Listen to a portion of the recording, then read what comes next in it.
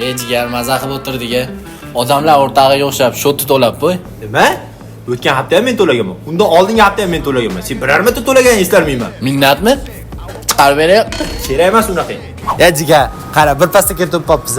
Masjidlarda meni velosipetimni yurardik. Ashunda ham sen zanjirni chiqarib olading, velosipedimni. Bu yana minnat qilyapti. O'zingchi boltamizni olib ketib, umuman chiqib bermagansiz. Minnat qilmayman qo'r. O'zingchi jismoniy tarbiyada 2-sinfda juvonlarga suv olib chiqib berganman. Ichgansan bir cho'mish, ichgansan. Minnatmi? Minnatmi?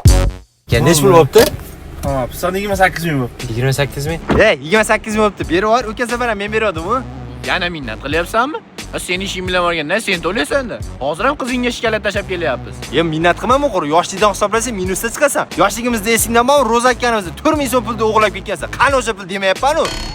Siz biz uyga kirgansiz, hamma uxlayotganda 7 ta pecha qantimizni o'g'irlatib ketgansiz. Qani o'sha demayapman-ku. Akalar, pullash kerak emas, o'zingiz kelishib olsanglar bo'ldi. Baba! Qayerga olib kelding meni? Anjonda Chermet ko'chada Jetor avtosalonga-da. Ana mashina senga. Uydali. Vojiga oz trenddagi Jetorda tayikki model-yu. Jigar, bilasan, senga yaxshi narsa ravo ko'raman. Vojiga rostdan mengami? Senga hozir Jetorda T2 modeliga 58 milliongacha foyda olsang bo'lar ekan. Rostdan. Bundan tashqari Jetor T2 modelini olsang, Abu Dabiga yo'llanma va qimmatbaho sovg'alar yutib olishing mumkin. Rostdan. Rahmat jigar, iPhone berganimni unutmabsan-da. Qaysi iPhone? 8-da iPhone aytyapsan? Ha? Uni o'zim olganman, sen prosta tanlashib o'rgansan xolos u. Yo'l kirasiga pul bergan esidan chiqdimi? Minnatli mashina kerak emas.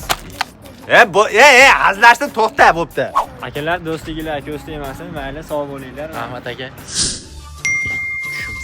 Ana mashina kreditmidi? Ha, kredit edi. Nima kredit borligini aytmading? Qo'yor, hozir kreditga mashina berish moda bo'lyapti-yu.